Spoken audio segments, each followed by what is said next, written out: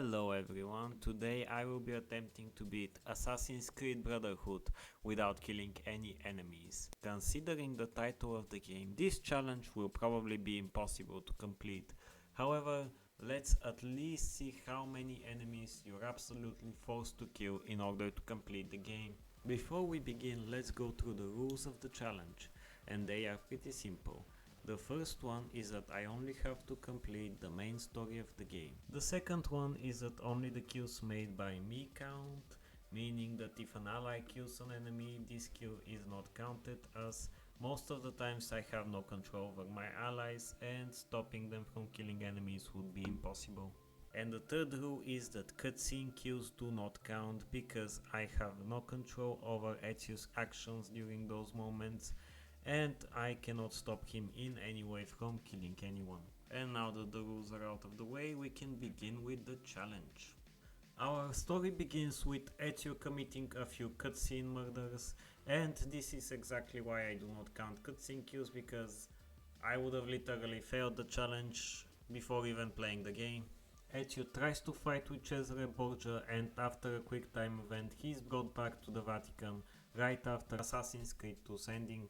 We meet up with Uncle Mario and he tells us that we have to get out of there because we kinda tried to kill the Pope. Nothing that important happened, but people are not happy about it, so we have to get out of there as soon as possible. And so you and Mario try to run away from the Vatican, and this is where you face with your first enemies, which are the Vatican guards.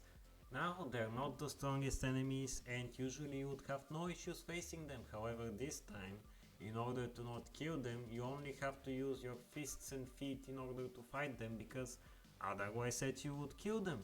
The best part is that if you punch them and finish them off that way, they actually don't die and they continue to move, so you're safe to beat them up as much as you want. And the best part is that the game has its own kill counters, so you can always double check if you accidentally killed someone. And in this case, as you can see, I had killed nobody because I just beat them up in a fight with my fists. You and Mario have to go through a few waves of enemies, and Mario accidentally stabbed me one time because he's such a great uncle, but eventually we managed to run away from everyone and go back to Mortigione. When you arrive there, you get to finally have a nice warm bath and a few other things, if you know what I mean. Unfortunately, your fun doesn't last long, as you're quickly attacked by the Borgia family and their cannonballs. In retaliation, Ezio also decides to use a cannon, and while the game doesn't count you as killing anyone and the cannons do seem fully automated, I do think that there was someone operating them, so that would mean that I had to kill 19 people during this exchange, even though the game says you killed nobody. You have to beat up a few more soldiers before you're able to finally run away from Mortigione. This leads you to a section where you play as Desmond, where you face no enemies at all, after which you have a tutorial level in which you can just use your fists until the time runs out and you have nothing to worry about. This leads us back to the Animus and back to Ezio's story, where the first mission we have is to tower a few guards and then fight them off. And unfortunately I accidentally killed 2 of them, so I had to restart the whole mission and do everything again. On my second attempt I managed to defeat the guards without any issues and save the husband, after which I had to go and assassinate Il Carnifice. And as I stated, when I'm using my fists, technically the kill does not count. Despite the Carnifice dying, I do not count that as a kill because I beat up every other enemy in the same way and they do not die, meaning that Ezio kills the enemy during the cutscene and it wasn't my doing. Later I met up with Machiavelli and beat up a bunch of guys, including a Borgia captain, after which Ezio burned down a building, which happens in the cutscene, so I'm not worried about killing anyone. But like, cutscene Ezio is a monster. He just runs around, kills people, and then burns down their buildings without any care in the world. After that you venture a bit into the Roman underground, and you complete sequence 2 with no kills whatsoever. Sequence 3 is all about reunions. You have to reunite with all your besties and help them out with their gangs. You have to save the Cartesians, you have to help the thieves, and you have to help with Bartolomeo's soldiers. And you don't have to kill anyone during all those quests, you only have to beat up a few enemies, and that's all you have to do. When you have helped all of your friends, you're reunited with your mother and sister, and you finally have to report to Machiavelli and finish sequence 3 with no necessary kills. In sequence 4 we have to help Katerina escape the prison. However, before we can do that, we can see the main antagonist of this game kiss his sister on the mouth. This guy is such an amazing villain. He kisses his sister. What a guy. Can't believe it.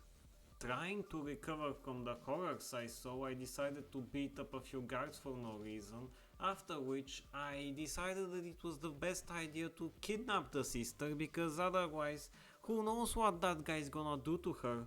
The best idea I could think of was to lock her in Katarina's cage. Nobody would have noticed the difference, so she would have been saved from her brother. After which I carried Katarina out of the prison and she was finally able to reunite with the other assassins. This is also when you get the ability to call upon assassin recruits in order to do your bidding, so naturally assassinating people became much easier because I could just call an ally to do my job. Honestly, the assassin recruits were too overpowered. If I needed to kill a guy, I just sent them, I don't have to even get my hands dirty. It was amazing. They were so good. And then I met with my good old friend Leonardo da Vinci, who told me that he helped Borgium create a new weapon, which naturally I had to destroy because he couldn't have toys that I couldn't get my hands on. In order to find the weapon, you had to kill the overseer first, which the assassin recruits did for me, and then you had to sneak around and destroy the plants and the weapon itself. You have to sneak around all of the guards without alerting them because that would fail the mission, and then Ezio commits a few cutscene kills when he destroys the machine gun. After you go on a joyride with your horse, Ezio commits a few more cutscene kills and mounts the carriage which carries the other machine gun, which is when things get interesting because if any of the horsemen clash into you, they are counted as your kills, so you have to be careful to not kill anyone while you're riding the carriage. Then you're supposed to shoot at the soldiers with the machine gun, however we're obviously not gonna do that, so you have to just tank all the hits until you finish this section, and unfortunately I did not have enough medicine pouches to do so, so I had to go back, collect more medicine and return to replay the level. And the replay went much smoother and I managed to avoid every single horseman and complete that section without killing anyone. As for the cannon section, you just have to tank a bunch of hits and you would have no issues to complete that, after which Ezio decides to blow up the carriage and run away. You return to report to all your besties and complete yet another sequence without any kills whatsoever. In sequence 5 your main target is the banker, so you pretty much become the guardian angel of this idiot who owes the banker money, so you have to beat up the guards for him and then you even repay his debts. This guy owes you his life? This guy should be giving you coffee every day. I don't know what else this guy should give you, but it wouldn't be enough to repay everything you've done for him in like 5 minutes. You can then send an assassin against the captain of the guard, dress up as him and collect the money from the banker. After trying to find the way to the banker with the two idiots behind you always telling you that you're in the wrong way, you finally reach the festival and have to find the banker and assassinate him. This can be done pretty easily using an assassin recruit, as you cannot be detected during the assassination. This ends the 5th sequence, and in the 6th one you have to help Bartolomeo's men and close the gates. You successfully manage to keep out the Baron and his men, after which you turn into the offensive and use Bartolomeo as bait in order to ambush the Baron. You easily corner the Baron and can use an assassin recruit in order to kill him.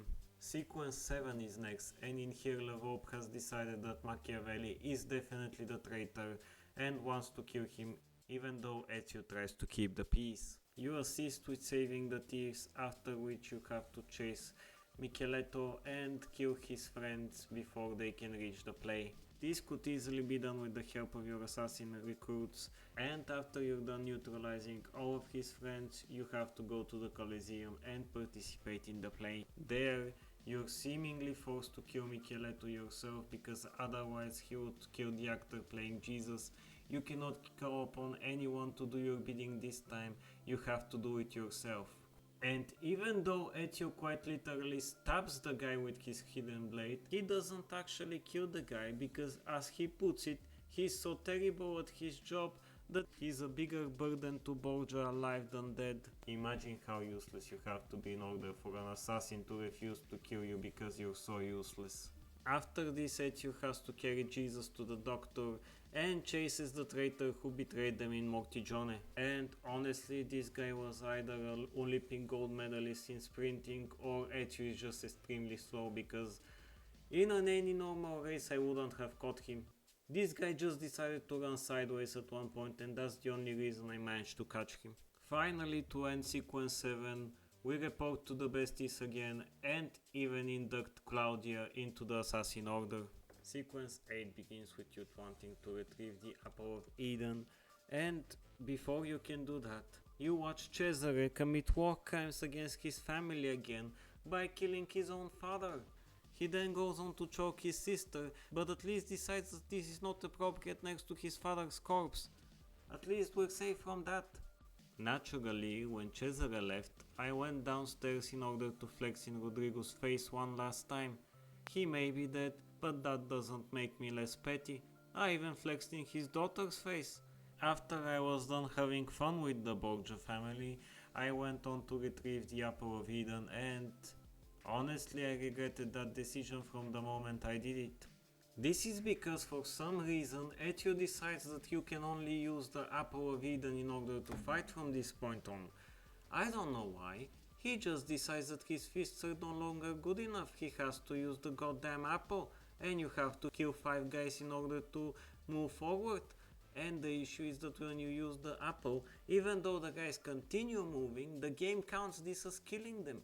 I don't know why the game counts them as dead as they're still moving.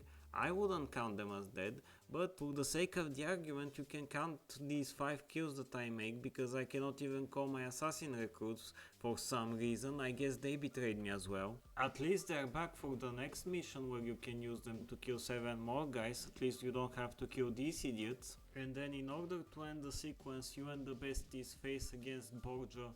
And even though you're attacked by a lot of enemies, you actually don't have to kill anyone.